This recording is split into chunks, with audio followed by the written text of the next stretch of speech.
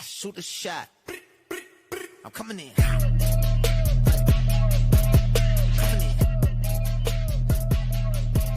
Shoot that. Hey, why not? Hey.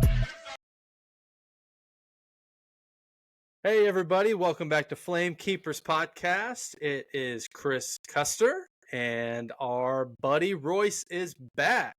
What's Welcome up? back, Royce. Thank you, sir. It's good to be back. We missed you.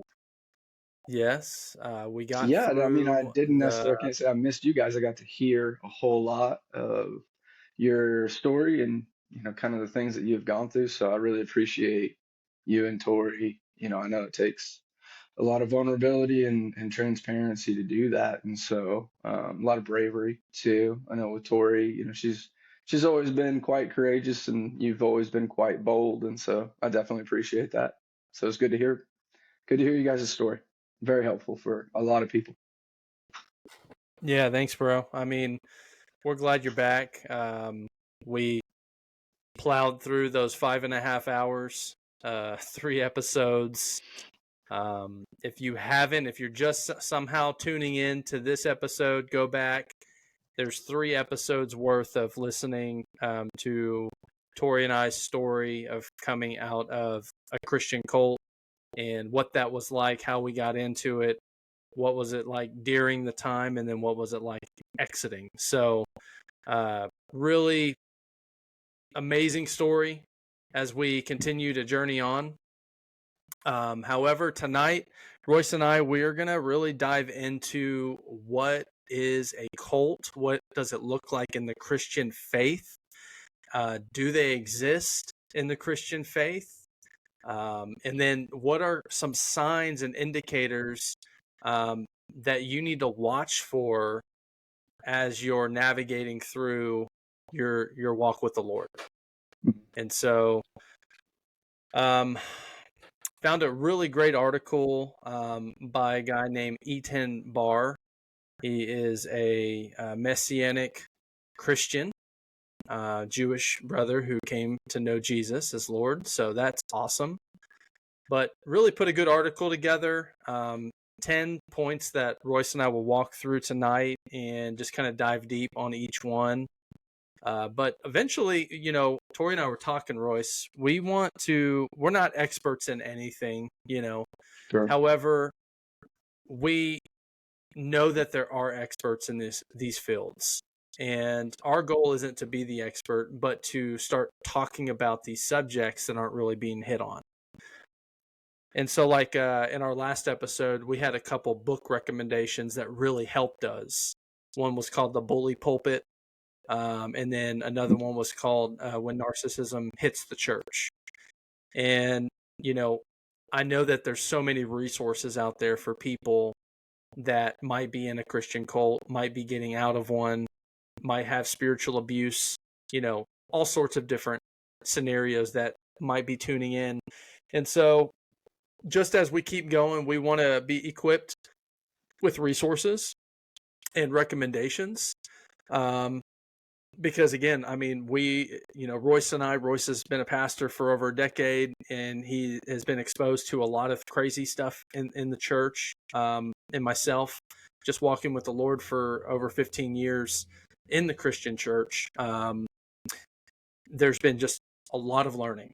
And so we are not here to be, again, the subject matter experts, but we're really here to help other Christians on their path. And so tonight we're gonna dive in. Yeah, and I think one thing that's super important, and it's a principle that I try to really instill into a lot of people that I talk to, especially my students and parents that I do life with pretty closely, is there's a huge difference between knowing what not to do versus knowing what to do. And so we'll talk about some things that might key in things to look out for as far as negative, maybe ideology or practices. But my hope is that we can also point to what's the counter balance, and what are things that signal health as well. So, Yeah, that's good. That's good. So, as we pull up kind of and go through these talking points, the first one really is going to emphasize that you'll want to pay attention to someone who has a strong, charismatic personality. That doesn't mean that, I'm charismatic, Royce is charismatic. And so, one thing I want to preface this with is every church is going to have a little bit of tendencies here and there. Being a charismatic person isn't a negative or a bad thing or a positive thing. It's just kind of your nature and who you are. What what I would highly encourage you to watch out for is people who are starting to create that they have a special revelation that nobody else has nor hears, and they become in their charismatic personality almost like the main person who hears the Lord. absolutely. I mean, so one thing that I'll kind of mention, just because I am the way that I am. I think the word charismatic, it has a cultural meaning and it has an original meaning. So Yeah. the word charismatic comes from the Greek word charis, which just means graced or gifted. Um, everyone's graced and everyone's gifted. In a cultural setting, it means that there's someone who can have a tendency to cause people to gravitate towards them. And so I do want to make that distinction because we're all charis, we're all gifted, we're all graced. Um, but I think it's interesting because especially in the Western church, and this is even true in my experience, at least in certain, just my experience has been with African cultures most specifically, that there's what I would just call like it's like what I would just call, now this is weird language, but an ego pneumatic um, perspective, or it's ego pneumatic centric. And what I mean by that is that it creates this ego and it attaches it to this spiritual. So that's why I use the word pneuma. It's the word for air, or spirit, or breath, or word. You can it interchanges and is synonymous with those concepts. But it's this egocentric spirituality that then creates it becomes the gravitational pull, similar to the way a CEO runs a company. And that's hard in our current cultural context because a lot of churches, lead pastors or primary speakers, oftentimes really do have to sit as that kind of organizational leader. And in our minds, in a Western context, we have a tendency to think of, okay, what that means is they're a CEO. And what I would like to kind of tease apart, and this is actually explained really well if you are a pastor, if you have aspirations to be a pastor. There's a book by John Piper called Brothers, We Are Not Professionals. And he really tears down this structure of this CEO style church leader from the pulpit. I haven't read The Bully Pulpit. I know that term, and I would imagine that that has some undertones in that book as well. Yeah, so as you're talking, I'm just thinking through, one thing is we all have been given the ability to have the Holy Spirit. And so just kind of how you're talking, Royce, like this elevated mindset that one is superior than the other. And that's what you have to watch for, is when there is a superior like complex to the dynamics of a group, whether if it's a big church, little church, small group. Watch for those people who might have that superior mindset. It can be dangerous. It can be. I'm not saying every time it is. We all can get puffed up with knowledge. You learn something new about Scripture. You study the Greek, you study the Hebrew. That knowledge can absolutely make you feel like you are superior in your education of the Bible or in theology. And so even to watch your own self, I know this is for me. Like, I read a lot of books. I study the Word quite often.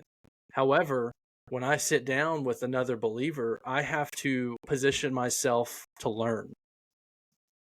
And I think that's one thing, as we're going through these kind of the cult tendencies and what a cult looks like. The leader of a cult will have the tendency to be a spiritual authority and superior in intelligence, spirituality, and just overall in every aspect of life. They're going to be the man or the woman. Yeah, it's really important to me that people really understand the implications of the gospel, right? Because when we understand um, the reality of what Jesus accomplished, it levels the playing field whenever it comes to value. Meaning, value is not defined by what one party is willing to sell something for. If I put my home on the market for $4 million, I can put my home on the market for $4 million. Who cares? The thing that determines value is what was spent on a thing, what the value that the purchaser was willing to give. And that's a very important point, because there was the same price that was paid, whether you have a microphone and a pulpit, whether you have a title in front of your name, or whether you are destitute and on the street. Because it's very helpful to remember that, and this is very true even in this situation. This is one of the reasons why we're talking about this. But save the grace of God, there go I. Without the grace of the experience, without the goodness of God to bring me to where He's brought me to, I'm that person. Put whatever label you want on that person. You can think of somebody who's a destitute alcoholic. You can think of someone who's sold into sexual sin. You can think of a cult leader. The grace of God is the central thing that stays us where we are. It's the thing that brings about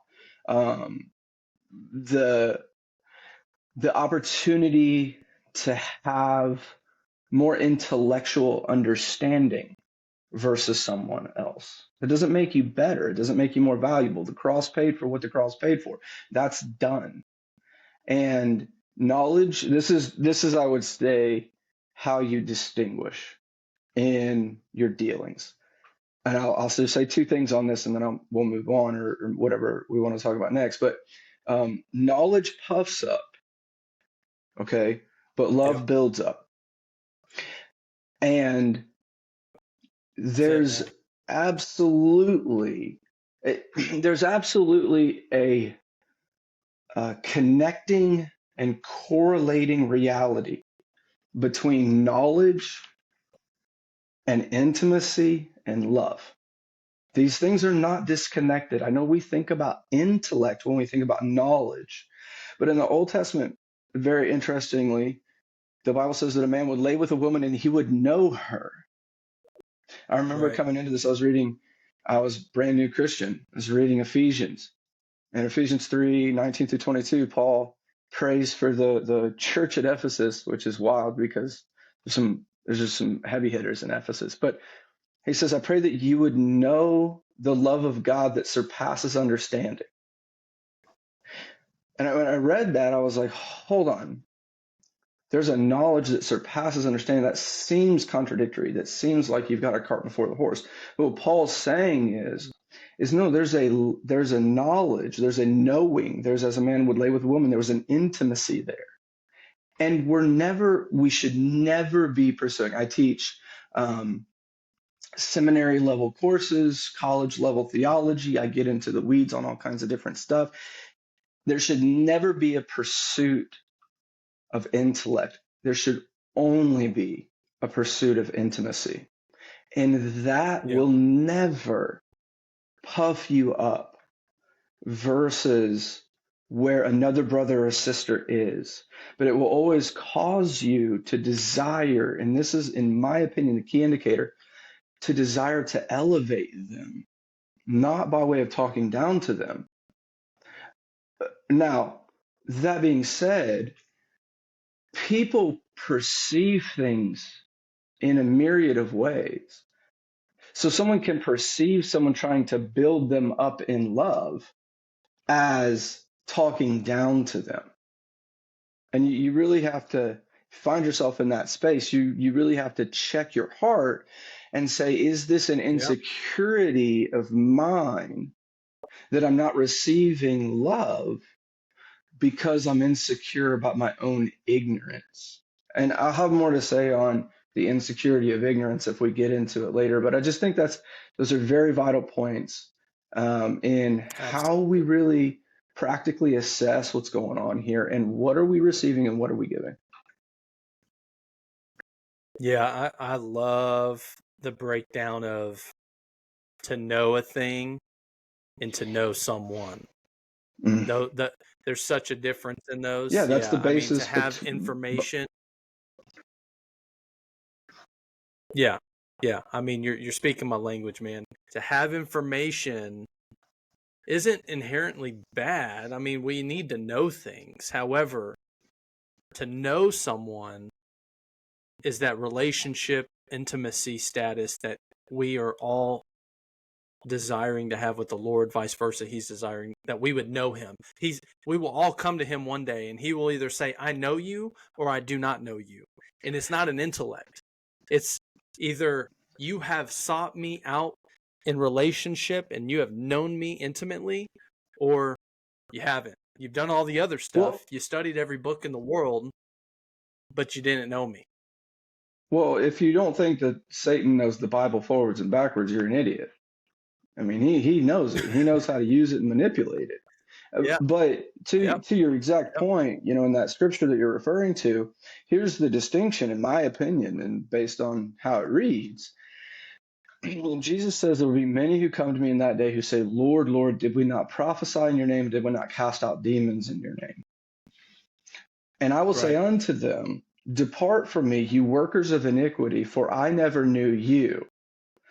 Now, that differentiation, because we think a lot of times, and I'm going to get into something real quick here, and I'll pull into it and then I'll back out of it. But we think all the time that it's about our knowledge of God. That instance is about his knowledge of us. Now, the other thing that's interesting here, and the way that we know this isn't an intellectual reality, is God is sovereign and he's omniscient.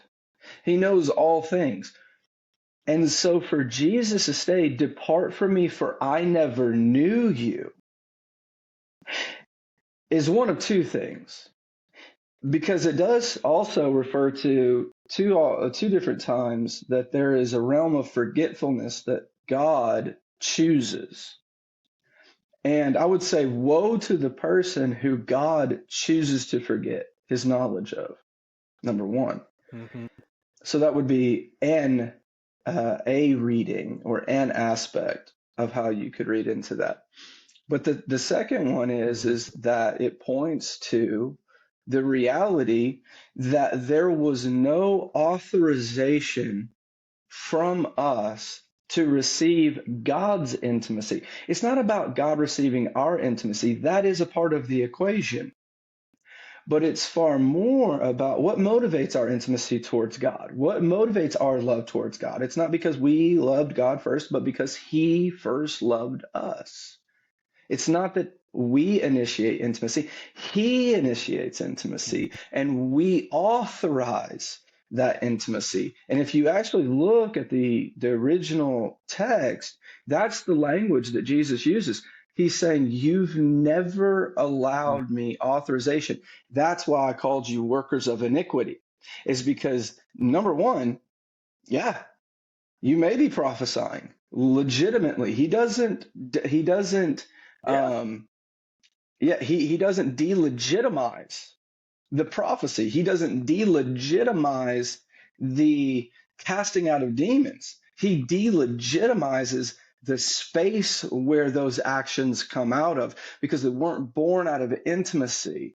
They were born out Yeah. of, number one, God being good to the individual who was receiving the prophecy or receiving the deliverance. But number two, it was non-authorized operation because it wasn't born out of the place of intimacy. Yeah, I love that. I think the way I would say it is, it's all in the response. That's the word I would use.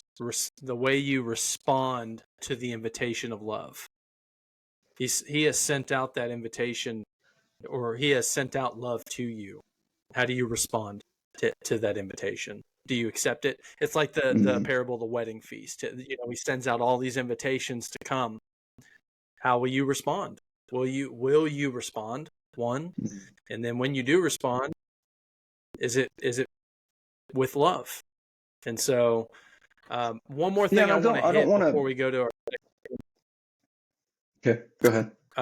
what, yeah, was with kind of like the charismatic, the strong, kind of dominant leader who kind of has that divine revelation, spiritual insight. It's kind of that one person who's, superior. Watch what happens when you ask those people questions and see what their response is. If it's an environment that questions aren't like if there's not a willingness to have dialogue, whether if you're questioning them, questioning their belief structure, either one, just see what the response looks like. Do they shut it down? Do they, if it's a smaller group, how are they critical? Do they kind of condemn questioning? And so I think that's very important, because I know with the previous group that we were in, that was one big thing that across the board, if your question challenged, not from like a place of disrespect, but just a challenging question, thought provoking, it was publicly humiliated, because he did have a high level of intelligence, and you would be publicly humiliated, which then created an atmosphere of fear for nobody to ask questions. So the next thing you know, it's a one person show. So Well, I think that's, in that too, yeah, go ahead. I think in that too, one thing that's important is to really, and I mean this, like, check your heart for the motive behind your question. Are you coming from a place, and I'm going to use these words, they're going to sound sharp, but they're not. I don't mean them to be, I mean them technically. Are you coming from a place of ignorant curiosity? Or are you coming from a place of oppositional predisposition?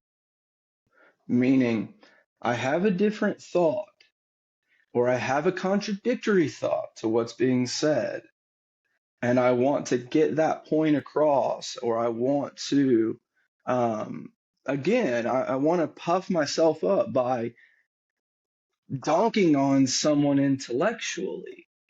That I can't remove the reality that that happens, and that sometimes that's the motivation behind our questions. And sometimes, not often, but sometimes it's not out of the place of genuine curiosity.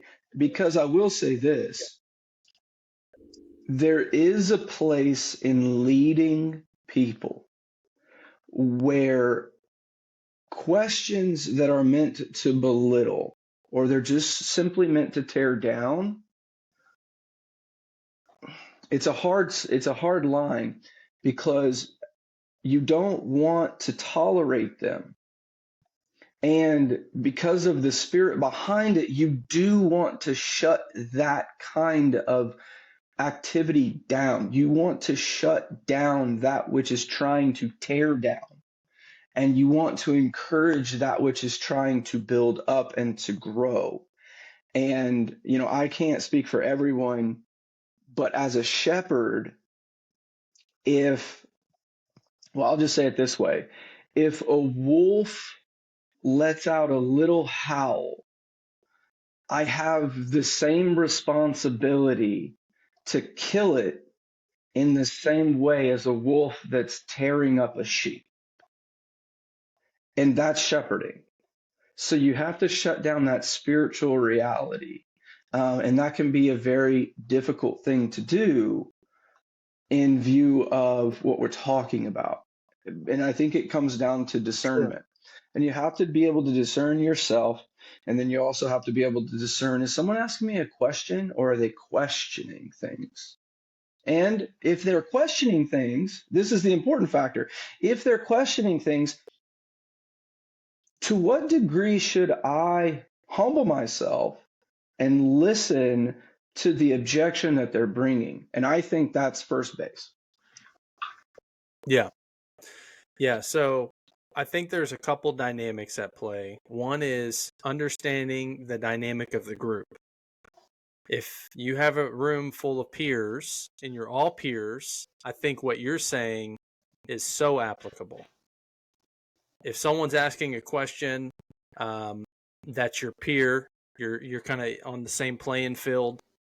You're not leading them, you're not shepherding them, and it's another pastor, and they're asking questions openly that almost try to make you look dumb. I think that's a different angle than where I was coming from. Mine is if you're in a Christian cult or you're in a cult-like setting, the dynamic at play is you as a member have submitted yourself to someone's leadership, and which can get unhealthy. However, the questions that I was specifically relating to are unquestioned obedience. So, if you're told to do something and then you ask a question regarding the direction for understanding or for clarity, for whatever the purpose of the question may be, this is just I'm speaking from an experience standpoint. The common response was delayed obedience is disobedience. Oh boy. So even if you if you asked a question to try to understand what is really being asked, because a lot of the times when you have a cult leader, they speak in a different language. They speak in such a way because of that high intellect, superior. They don't speak normal. It's not normal conversations. It's different. It's like its own dictionary. And so that's kind of where I was coming from on that one. But for everyone who's listening, what Royce is saying is so key. Check the motives of your heart when you are asking questions, because the heart can be deceitful. It can be misleading. And it's always good to get a reality check in the mirror to make sure that you're not coming from a place of puffed up, even in your question. So let's move on to the second one. Well, hold on. I want to say one thing. I want to say one thing to what you just said, because I know we're not trying to make this 4 hours, but I think this is very, very important. Go ahead. So one of the things, Chris, that you just said, I think is so important. And that is that if you are submitting to the authority of an individual, and I would pause right there, because I would caution anyone who is submitting themselves to the authority of an individual. That is already in the space of you're in dangerous waters.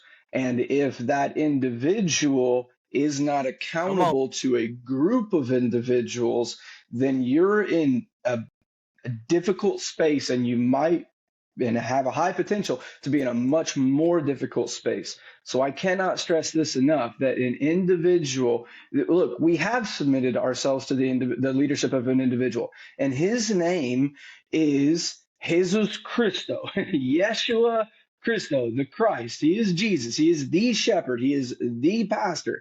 He is the leader. He is the authority. The rest of us are following him, and we are not only encouraged, but we are commanded to do so in a sense of governance, because that is how the Holy Spirit operates. And anything that pretends or supposes or supersedes that Good, man. is out of line scripturally. It's absolutely not to be tolerated. And so we don't give spiritual authority to an individual because that's already been given to the Lord. So 100%. That's what I'm doing over here. 100%, man. Yeah, because you, as a believer, are on a journey with these other believers. There's been one who's went before all of us. And like Royce was saying, his name is Jesus, Yeshua. He is the one that we submit. And he is the one who has all authority. When I walk into someone else's home, I submit to their authority of their home. That's a different subject. And Royce and I can talk about, one week we need to hit on authority, because I feel like this would be really good for just the audience. So there's a major difference in submission to the environment you're in when you go into someone's home or someone's business, or a police officer or the military. There's these different realms of authority that we yield to, but to subject yourself under one man or woman that's not Jesus for your Christian faith is where that red flag is going to be all over the place. So I love that. I think that definitely leads us into the second point, which is up here. It is mind control, thought control, mind manipulation. I have so much to say about this, but I'm going to let you go first. Okay. I'm going to let you go first because I'll just ride off your coattail, man. Okay. All right. So let's understand something, that a thought is never just a thought. An idea is never just an idea. It's a precursor to an action. It's a precursor to a behavior. And this is why Paul very specifically speaks to this issue. Romans chapter 12, verse 1 and 2, do not be conformed to the image of this world, but be transformed by the renewing of your mind, so that you will know what is the good and pleasing, acceptable will of the Lord. And then elsewhere, when he's writing to the Corinthians in 1 Corinthians 12:4, he says that the weapons, and this is an interesting thought, because he takes military and warfare language and uses it in conjunction with our thoughts, so that the weapons of our warfare are not carnal. Number one, that's very key. They're mighty in God for three purposes. Okay, the pulling down of strongholds, casting out of imaginations or arguments, and then taking every thought captive into obedience. And this is a very important addendum, unto Christ. Taking every thought captive into obedience unto Christ. If you reverse engineer that principle that Paul lays out, you see that thoughts become imaginations or arguments, and then that becomes strongholds. Okay, so when Paul's talking about the renewing of our mind, he's not simply talking about the intellectual properties that we engage with in this world. He's talking about the things that we allow to get, and I'm going to use this word very practical or very specifically, what we allow to get hooks in, what we allow to sink in or to plant in our mind.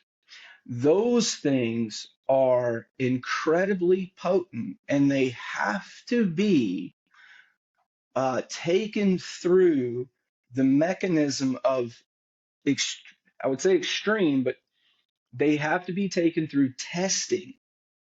And are they of Christ? And how do we know if they're of Christ? Because they're of his word, right?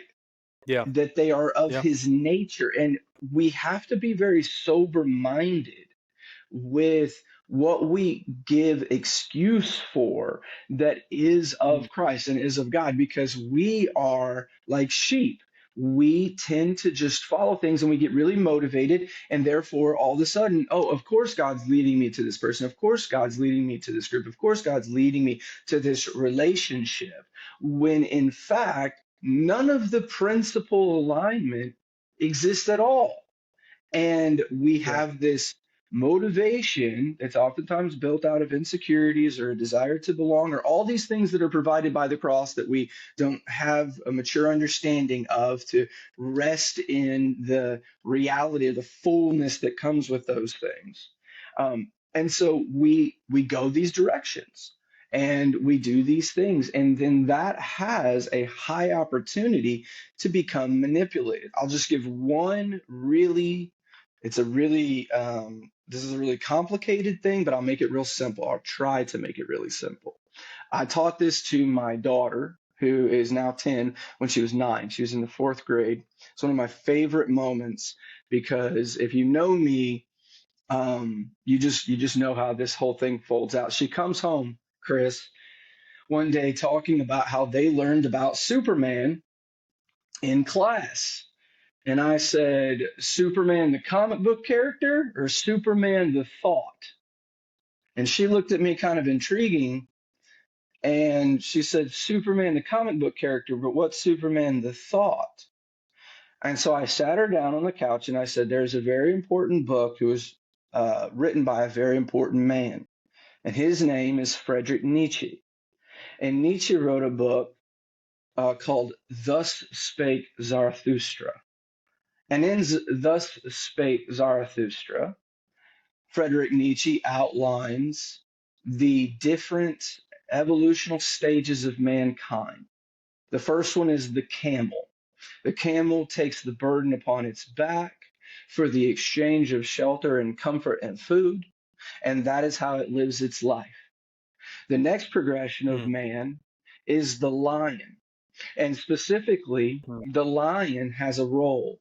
The lion who kills the dragon that wears the scales of thou shalt and thou shalt not. This is rebellion, hedonism, nihilism. This is where we go when we unfetter ourselves from the boundaries and limitations that are rightly placed upon us in life, and we just do what we want. And it does, it ends in nihilism, it ends in purposelessness. If you want a good example of that, read the book of Ecclesiastes, study Solomon's life. Okay. And Mm. then Mhm. Nietzsche outlines the third stage, which is the child. And so once someone's Mm. enlightened beyond their nihilism and they begin to understand purpose, there's one of two responses. And so there's two iterations of the child. And I'm being very, very cursory about this. This is a 9 Yeah. million High mile overview. overview. Yeah, very high overview. But the child has two forms, and the first form is the under man, or the underman. And this is what happens to most people who come to that place, that the purpose is so overwhelming that it crushes them into this space of inaction. But then finally, the ideal achievement of the second form of the child, or the final form, the magnum opus of humanity's existence, is the Uberman, or the Superman. It's where we get that language from. And the Uberman overcomes the nihilism. They overcome the overwhelming weight of the purpose, and they meet the challenge head on. In biblical language, we would call this similar to the way that Jacob experiences the wrestling with God, and he will not let him go until he blesses him with his name. That enduring, Yeah. gripping, contending nature. Now, that's a great idea, and it is a great idea. The problem is that 2 generations later, Friedrich Nietzsche's niece would take that idea to the Third Reich, and Hitler would build his army on that idea, Mm. and it became destructive. Thoughts are powerful. To renew our thinking, to submit our thoughts unto the obedience of Christ is absolutely vital, because the motivations of our thoughts are as multiplicitous as our emotions that change like the wind. And so the opportunity, it doesn't take a whole lot of intellect, unfortunately, to figure out how to manipulate weak-minded people. And before anyone starts to think that Christians specifically are weak-minded, I'll remind you that humanity as a whole is weak-minded. Christianity happens to be a subset of that, but we are given the key to balancing, or the word that you like to use, Chris, is checking those thoughts Yeah. and checking the motives behind what it is that we're doing and the ideologies that we come into agreement with. Yeah. Yeah. So even in 2 Corinthians, where it tells us to take every thought captive, and I like the Passion Translation, it says, like a prisoner of war.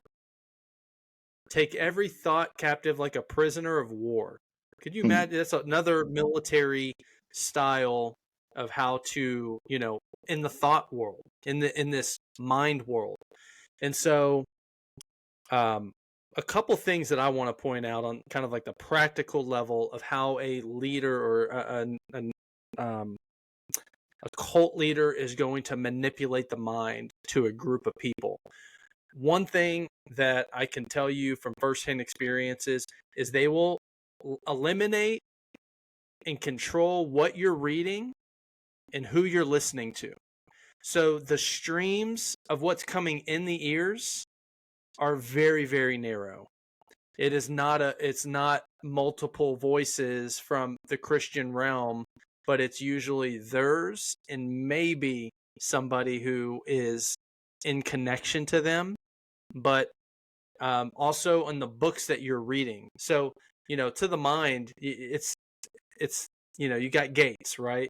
You have eyes and ears that access the mind and the heart. And so it's what you're looking at and what you're hearing. These two things are going to be controlled by the cult leader. So if you're in a group that has really tried to control what you're listening to, specifically speaking in like Christian faith realm, as well as what you're reading, and there's a high level of control around those two areas, that is a red flag. I would highly recommend, you take action. And essentially, and what I mean by action is you can't always go confront the cult leader. I would never recommend that.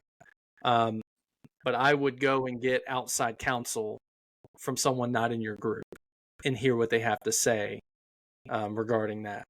Another tactic around how you can be mind manipulated, thought controlled, is there will be fear tactics that are presented to the group of ever leaving the group. There's going to be language of being taken out by the enemy.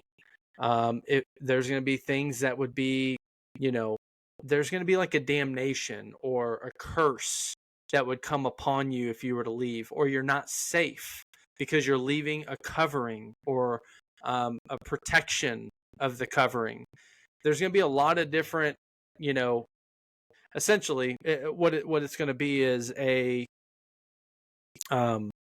fear tactic. Kind of, that's just going to be the root of it. It's going to create fear amongst everybody, very subtly, but also in your face, that keeps you bound to the group. Those are the couple things that I was initially thinking through. And then obviously, going back to 2 Corinthians of now, how do you deal with, if you got one, you're only listening to one person, you're only seeing what they want you to see. How do you take every thought captive? And what the scripture says is It's you have it obey the anointed one. You have it bring it into the subjection, into the obedience of the man Jesus. Every thought, every thought, every thought. So, Well, and um, I want to say two things. The first thing that I want to say, and then I'll ask a question. So I have seen people that have turned that into a new type of legalistic system that they impose upon themselves and then run themselves ragged by, oh man, I had this thought or even this temptation. Um, and I didn't submit it unto the obedience of. That's not what we're talking about here. It's the principal nature of a reality that is being enforced upon or even just given to you as an ideology. It may not be forceful. And that point kind of leads me into my question. So Chris, we can't be remiss to skip over the fact that let me use this because you'll find it kind of funny, I think. So remember when we did sales and they would tell you when you're selling to someone, give them a command because most people are people who are employees and they're used to doing that and it kind of seats authority a specific way in the conversation. Do you remember that? yeah, of So course. here's my question. What do you do with people who want to be controlled?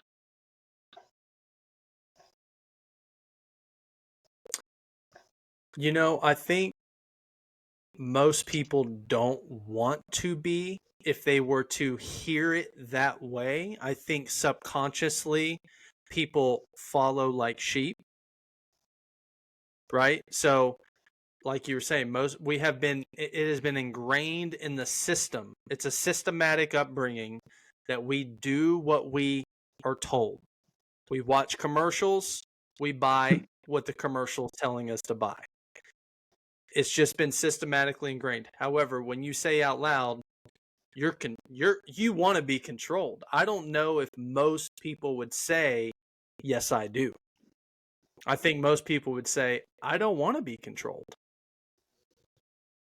I think most people would say that, but I think the way that most people live their lives, because Oh, look, the 100%. appeal to what do I do is massive. I mean, the answer to Yeah. that question in whatever situation that we find ourselves in, that's a huge benefit. Oftentimes, that's what we want to know. And I personally think it's an important question, but I think it's secondarily important. I think there's a primary question that comes before the what do I do? And it's who am I? Who have I been made to be? What's my identity? I think that identity should be the thing that motivates activity. And the Old Testament, New Testament would bear that out pretty significantly. But there's a huge draw to that. And so when somebody has that answer, or pretends to have that answer, or thinks they have that answer, I mean, there's an alluring nature to that. And I get what you're saying, in that we might say with our mouths, we don't want to be controlled. But I see so many people. I mean, you could make an argument Yeah. that in the West, we do want to be controlled. I think a lot of people want to be controlled, they want to be conditioned, and they want to be brainwashed. Because at least then they have some sense of what might call sanity or understanding. I'm reminded, do you remember when we were at River and they had a new worship leader there. His name was Aaron. I'll just use his first name. Do you remember when Aaron came in? I remember when Aaron came in. I don't know what Yeah. year. No, it doesn't matter. That part doesn't matter. But Oh, okay. shortly after Okay. he came in, I'm making a point with bringing that up. Okay. Sure. But shortly after he came in, he was connected to a ministry that worked in they helped to deliver um, children specifically out of the sex slave trade in Thailand. And he told Yeah. this story. I'll never forget this story. It was the most soul-crushing story I maybe have ever heard. But he told this story. Mm. They went and they rescued this little girl. She was 9 years old, or maybe 7. She was very young. And they rescued her. They brought her back to the safe home. And within 24 hours, she went missing, which is a big deal. And everything was on high alert. And they sent out Yeah. search parties and they went all over the place. And after hours and hours and hours and hours and hours of searching for her, they finally found her. And they found her in a cage behind the safe house. And when they asked her, "Are you okay?" She said, "Yes, I'm fine." They said, "Did someone hurt you?" She said, "No." "Did someone take you?" "No." Mm. "Why are you in a cage?" "I put myself there." And this is the part that crushes your heart. "Why did you put yourself in a cage?" Her answer was, "Because I miss my dad." Mm. And that is the way that her birth parent treated her. And it was the only thing that she knew. It was so dysfunctional. But she Yeah. found comfort in her dysfunction, that in the face of a change towards health, she put herself back in a cage.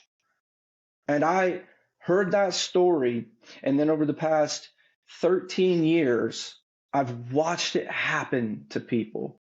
I've seen myself do it with myself.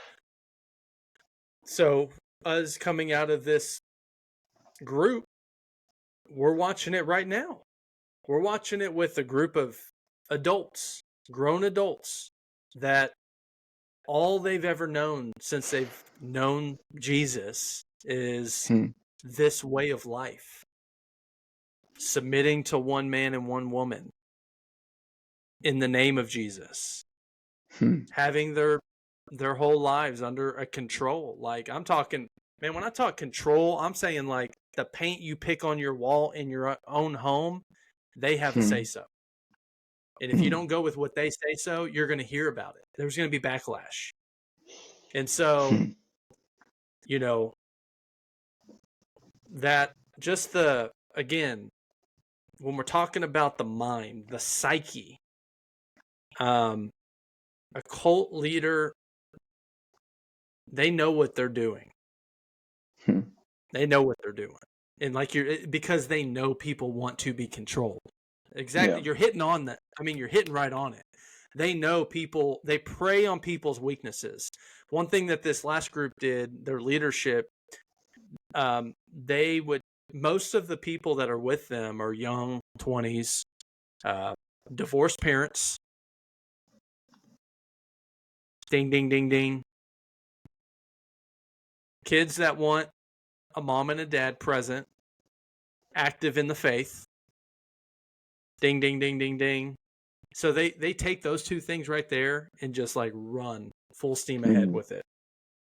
Yeah. So And I will say too, not to lump all people who have divorced parents into one category, but there is a significant reason in the book of Malachi. God says that my name is God and I hate divorce. And the downfall, or I should say um, the kind of overflow damage that people take, especially children, especially young children, yeah, when there is that split. It has a tendency to be devastating, and it's devastating because it's chaotic and because it lacks yeah, boundaries. And when you're young and you're developing, you need those boundaries to know where you can safely develop. If you have children that do things that push on you, that's exactly why they're doing it. They're trying to test the sturdiness of your boundaries, and the firmer your boundaries are, the more safe that space is to grow. And oftentimes, I'm not saying this is always the case. I will say that divorce always has a consequence. It can mhm, be both ways. I mean, I come out of a hyper abusive situation. My mother was physically abused significantly by my birth father.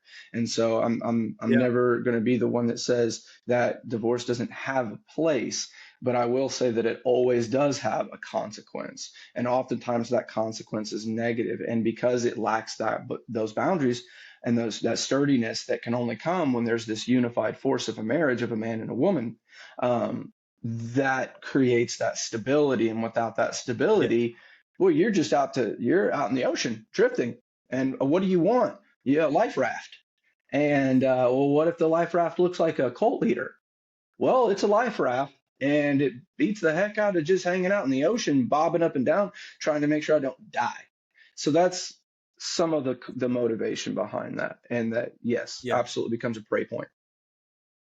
Well, I think that brings us to the third point, which we'll kind of keep moving along here, which is isolation from friends and family. So, you know, these are, we're going through these points just so people can start understanding what a cult looks like, what are their tendencies. If you look at your church and go, oh, I recognize one of these, that's okay. Like, I'm not saying your church is a cult because it has one or two of these tendencies.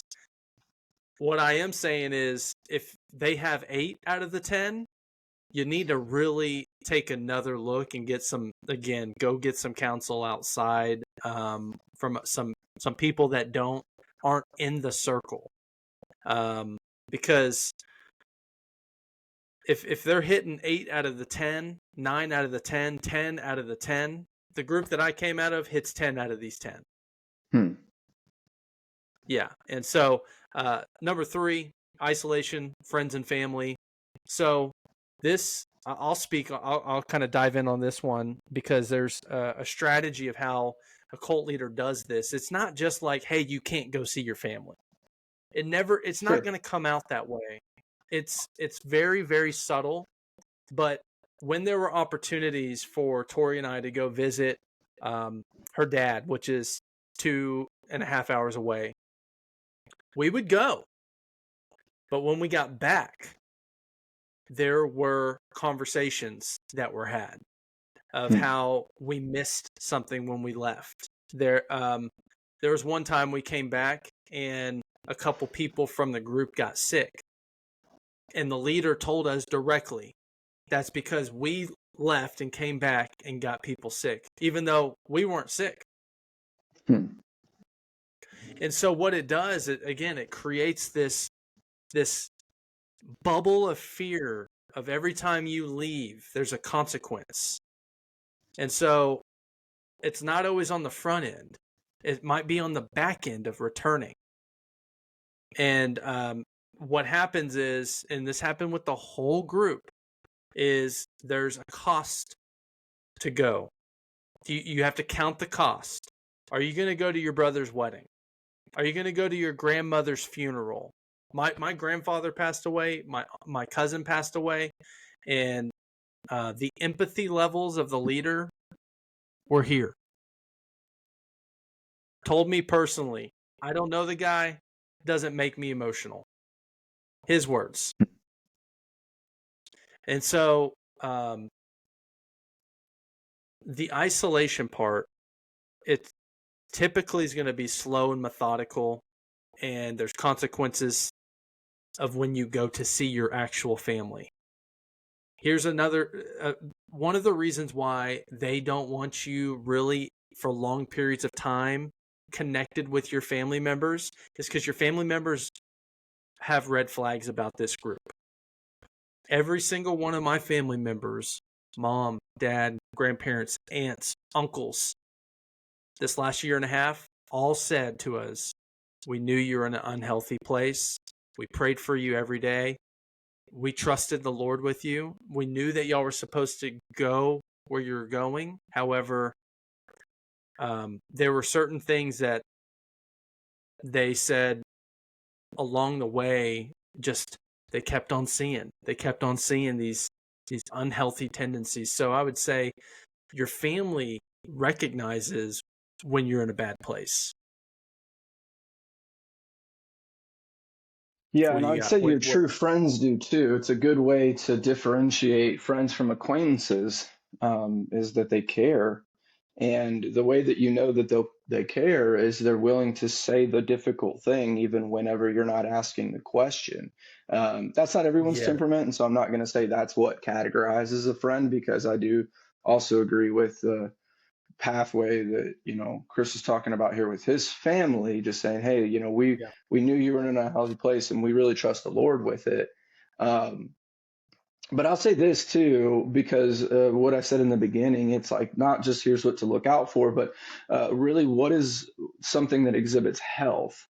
And it's the exact opposite. It's not so much connectivity and visitation, it's reconciliation.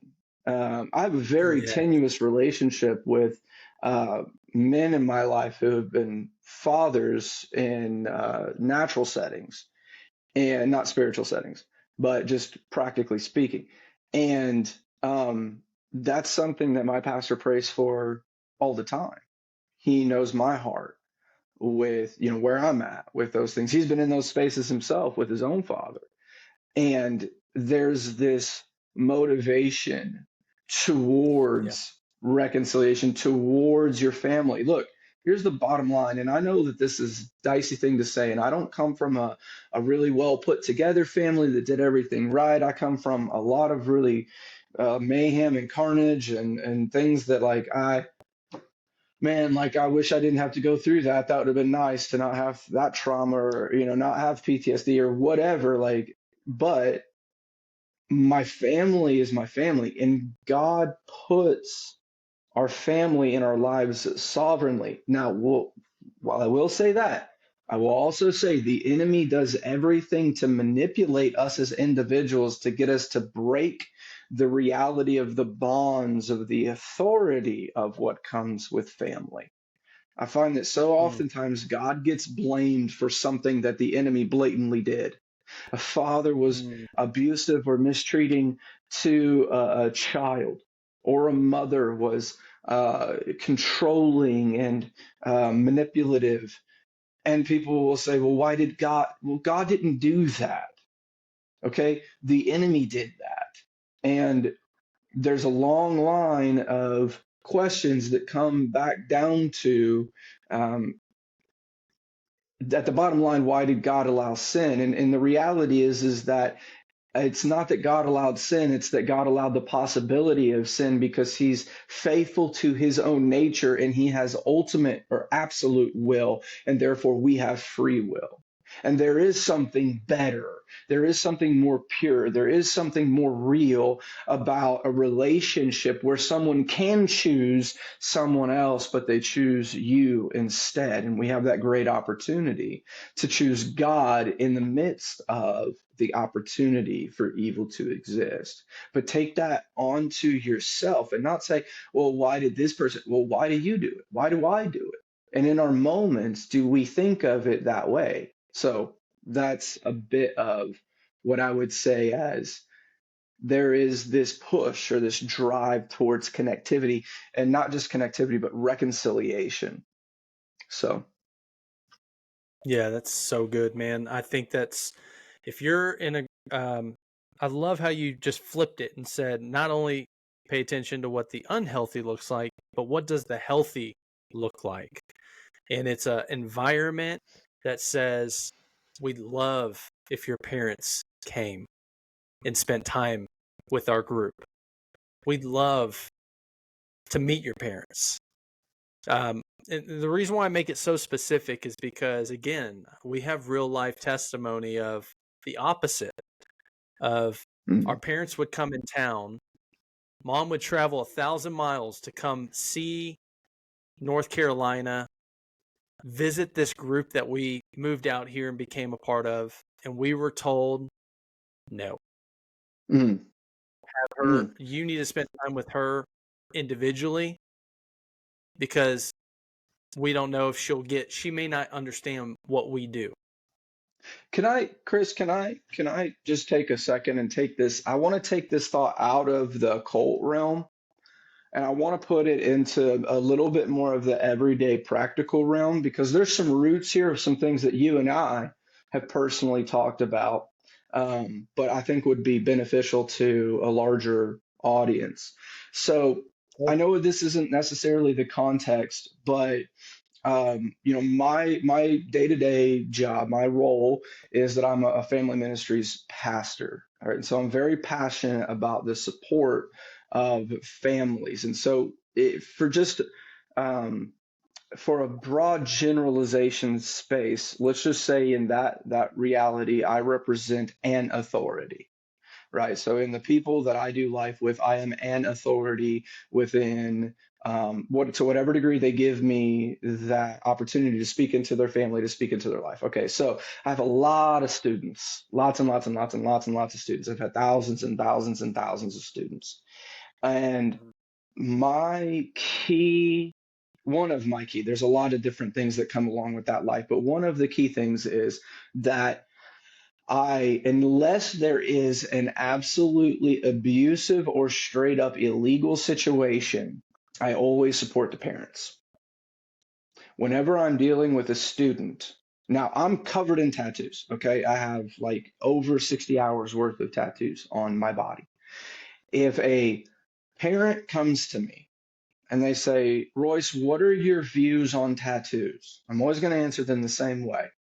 I'm going to say, what are your views on tattoos? And they're going to say, maybe, just hypothetically, I don't believe that it is a good idea to get tattoos, which, by the way, as a heavily tattooed person, I don't believe that either. I think it's a really bad idea for most people. But I have my own reasons and my own convictions. All of my tattoos are biblically allegorical, so it opens up a lot of conversations. But never mind all that.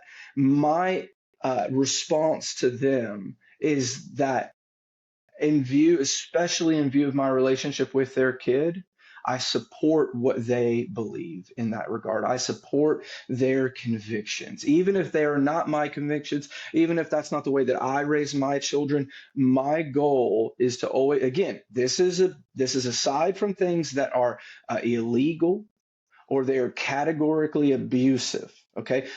Even then, though, depending on the severity of the situation, I'm going to seek clarity with mom and dad in a non-accusatory way. I'm going to seek to understand because Yeah. there's all kinds of things get misconstrued. But that principle, because there was a huge season of time where the church, especially people who dealt with younger people, pitted themselves against mom and dad. Mom and dad were an enemy or they were doing something wrong. And look, man, the easiest example I can use that hits the most amount of people is I got a lot of kids that miss church stuff for sports stuff. And you know what I do? Hmm. So I don't love that. I don't think that's great for community, but I try to make it to every game during their season that I can make it to, because how dare I ask them to make it to my thing if I'm not willing to be at their thing? And how dare I think that community can only happen within the confines of whatever that we do at church? That's ridiculous. It should be the church that goes to them as equally as we ask them to come to us. And for That's me good. personally, as a pastor, those are my convictions whenever it comes to that principled line of whose side are we on? Well, we're on the side of family, which is God's side of things. But that Yeah. means that we have to lead the example of honoring mother and father, even if it's not part of our personal conviction. So my thing would be to look out for anything that doesn't support that. Maybe not all of those little subpoints or whatever, because again, I'm pretty nuanced in how I see these things. But if it has that air of we're going to come against mom and dad, or we're going to create division or separation for whatever reasons. Oh, your kid goes to basketball practice and they miss youth group, so we're going to shun you, or we're going to push you out, or we're not going to favor your kid, or whatever. Man, I don't know. I don't love that. I don't like it. I know that a lot of people are in that situation. I hope if you're a leader and you happen to hear this, you hear my heart on it, because it's never about who can come to our stuff or just attend our things. It's about how we're impacting the lives of people. And the key role Yeah. of spiritual influence in the life of a child is not a pastor outside of their mother and their father. And if you're a mother and a father of a child, pastor your children. Please pastor your children. It is your role and your responsibility is given by God in Deuteronomy chapter 6 and the whole corpus of scripture. Pastor your children and pastors support parents who take that seriously. So there's my spiel. Boom. All right. Well, that will move us into the fourth topic, which is exploitation. And so when, you know, exploitation, when you are giving money, Mm, that, you know, giving is a tricky thing because the word encourages us to have just a generous overflow of joy and love. Like these should be the motivating factors of when you're giving, right? However, when you're being manipulated and your heart says yes to a message or yes to whatever the agenda may be, you can be duped. Okay, let me just say that you can be tricked. Okay. We found ourselves, I'm going to make mine personal because I know Royce hits it from a very kind of like a, you know, you do have some personal testimonies in it, but just coming right out of this stuff, like I'm just going to tie in some real personal things. So if it hits anybody that's listening, you're like, oh, me too. Like, same. So we tithe to the main group. This was a house church model. When I say tithe, my expression of giving is called a first fruit. Okay. I take the first of everything that I get from the Lord with a financial value, and I give it. Whether if I'm at a house church, mega church, online church, that is the way Tori and I are wired. We love it because it is a expression of who the man Jesus is. He is. I'm gonna go and do a teaching moment here in a second, but he is the first fruit. He is the firstborn. The difference between Cain and Abel's offerings, there's only one word that's different in those offerings, and it's first. One gave a first, the other one just gave an offering. And so we would give first fruits or tithes, donations in the sense of we celebrated monthly events. We celebrated Shabbat. We celebrated something called Rosh Chodesh, which is just the monthly new moon in the Jewish calendar. All this was supported by the homes that are involved in this group. We had a separate budget just for financing all these activities. In a house church model, it's different because, I mean, you know, you got just 5-6 homes and that is it.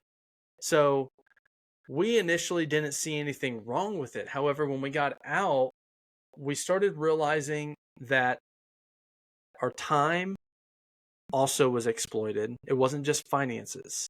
It was time, it was money, it was focal points, energy. Our whole lives became siphoned into one focal point outside of Jesus. And it was more about this group, this church, than the actual gospel. We weren't witnessing to outsiders. We weren't praying for the sick. We weren't seeing people healed. It was all internal focal point. So you had mentioned something a couple episodes back. It was about a sabbatical. And you said you better watch out because it's this word exploitation. They're going to exploit you. They're going to come back and you're going to owe a debt because they gave you something. They gave you time off. These leaders try to give everyone a place to live in their basement when you move up. These leaders teach you how to build homes. All these things are great when you initially hear about it. But what's the motive behind it? Is there, like you were saying, is there a time where they're going to go, but I did this? or it's an unspoken thing a lot of the times. It's never going to actually be rubbing in your face. It's just lingering over the group in the atmosphere. So I would just say watch where's your time, where's your energy, where's your money.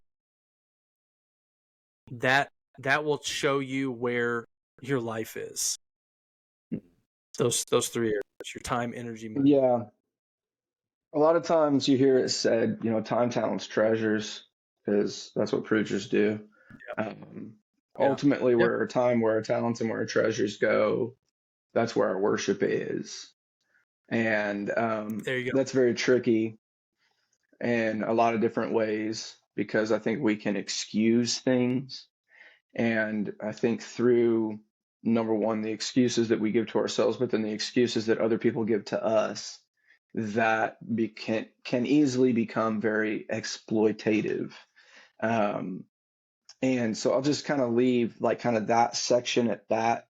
Obviously, I would add a fourth category.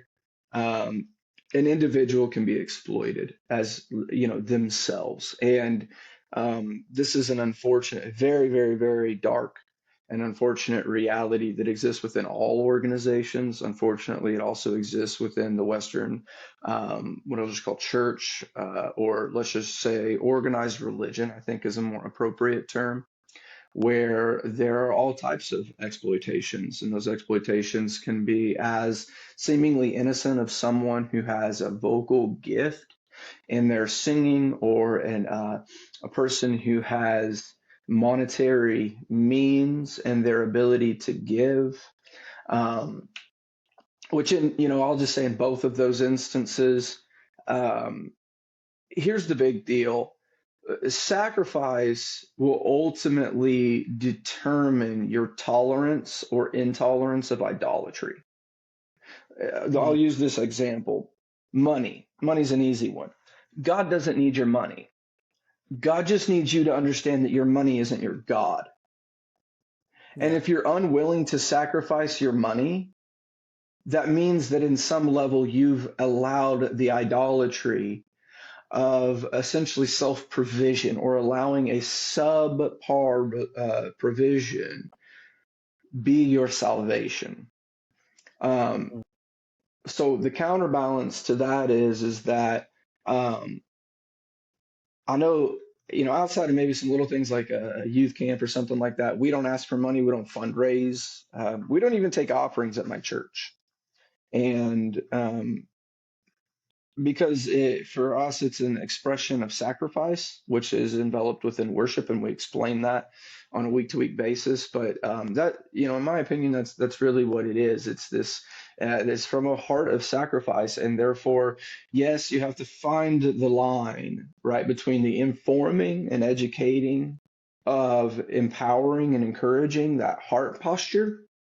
But it absolutely has to be from that heart posture. It has to be from that heart posture, whether it's time, whether it's talents, or whether it's treasures. And I would be a fool to say that those three things don't get abused in the modern day evangelical circles.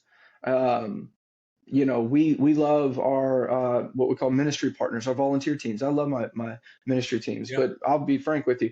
If my teams, if what we do doesn't serve them more than they serve us, I feel a way about that. That doesn't happen all the time, but I feel a way about that. You get me turned up over here. Bro, I mean, that's just how it's how I talk to them about this all the time. Like, hey, like this should be giving to you more than it's. I know it takes a lot. I'm not trying to demean that at all.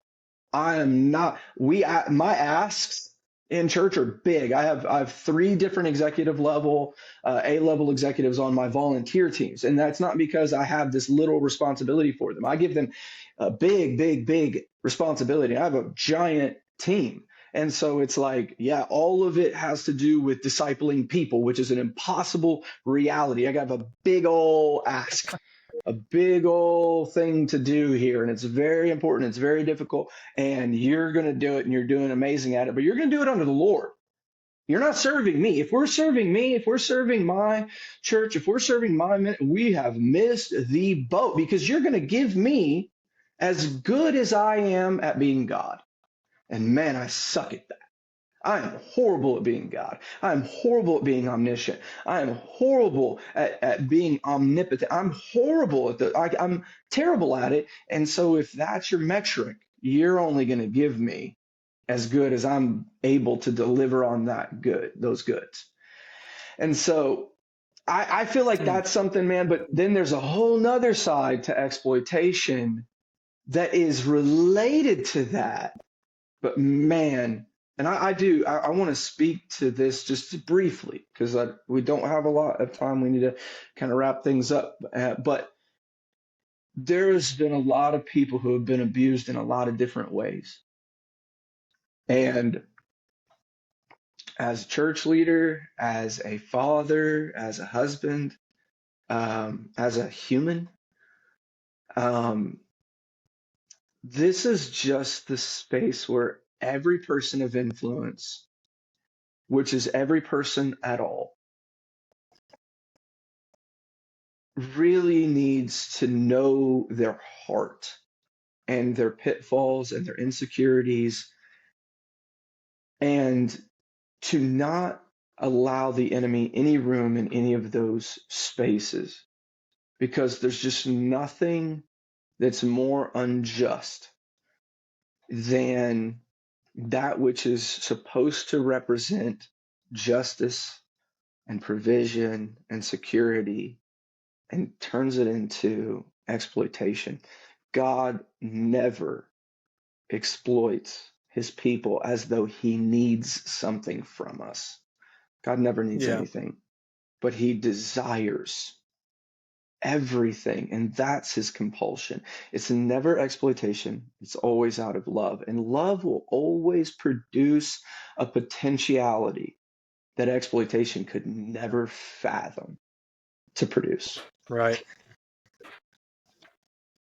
You got me stirred up when you were talking about when, as a leader, you have people who volunteer time, resources, energy, focus. And if you see them not receiving, but they're just giving,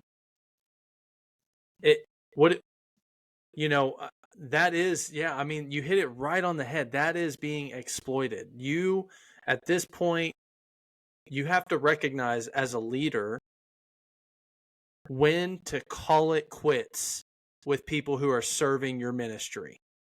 When to sit down and have a hard conversation and say, hey, I'm recognizing that your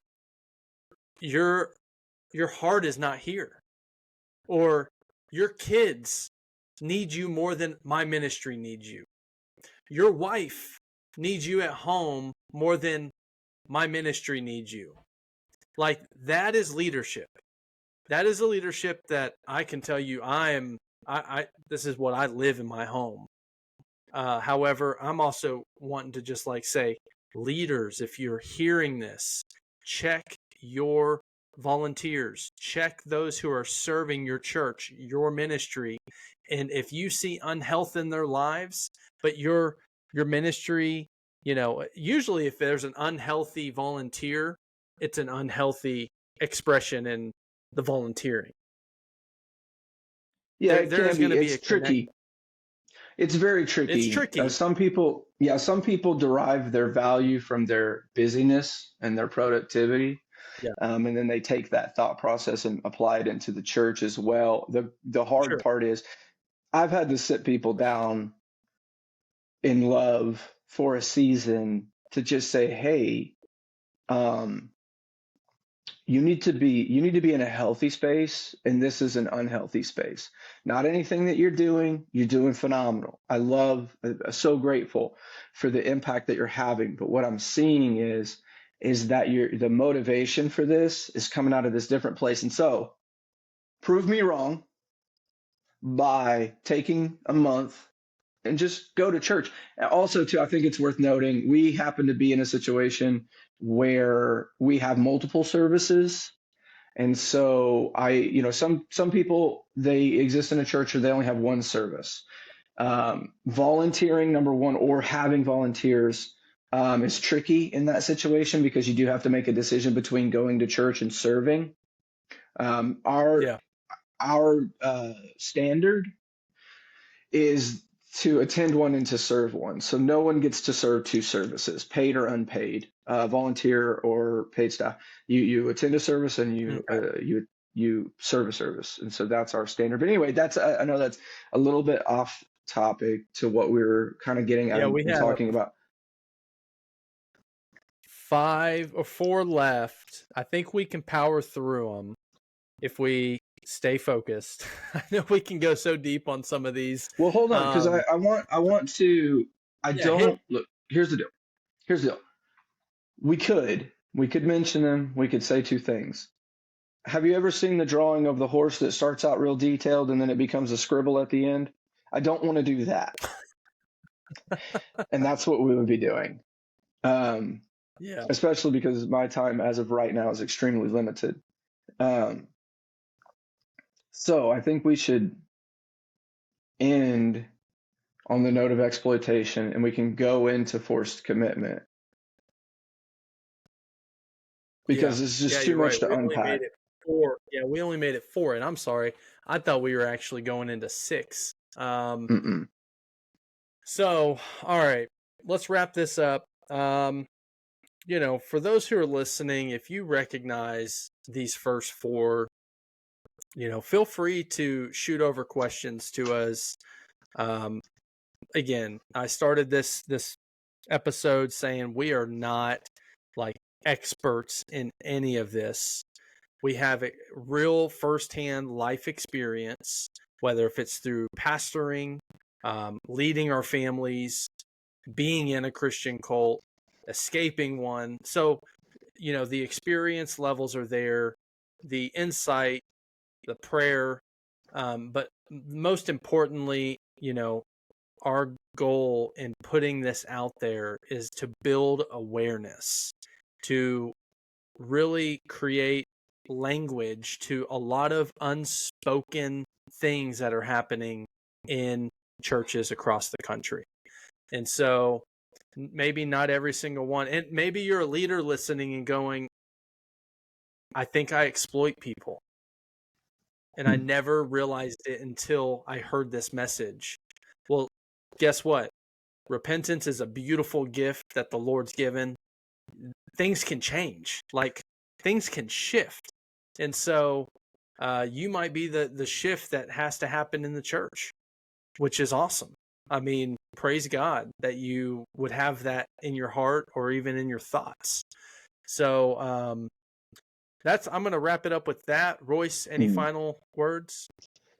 Well, no, I'll just say, you know, the same thing that I've said previously, which is, if you find yourself in this, any of these spaces and you're concerned and you just like to have someone that is praying for you, with you, around you, just let us know. Let us shoot us a message. If you happen to be a pastor and you're like, I don't even know how to make sense of the reality of all these things and the weight of what you're talking about because I've never even experienced other ministries that don't do it this way. That Yeah. happens. That's a Yeah. thing. And Yes. you're like, I wouldn't even know where to start climbing my way out of this rat's nest. Reach out, reach out. I'm not saying For sure. hopefully we would be able to connect to you. Hopefully we'd be able to, speak to whatever particulars and situations. But I can tell you this: at minimum, we're definitely going to pray for you. Um, we do pray for you, whether we know you, whether we don't. We pray for these situations weekly, people who might find themselves in whatever these spaces are. But if there's anything that practically um, we can help, walk anyone through. Again, we're no experts. Um, no one here, we're two people, two dudes, two guys that knew each other when we were teenagers, and we've gone through a lot of different life experiences together and been in a lot of really awesome a lot of really not awesome situations, but a lot of really awesome Oh, situations too. And yeah. our hearts are just to serve and to love and to see God's kingdom in the trueness of its expression expand in the earth, expand in your heart, expand in your family. And so we want to do that. And so, I think that being said, we love you, and I can't wait to talk again. Yeah. All right. Thanks for tuning in, guys. See you next time. Later.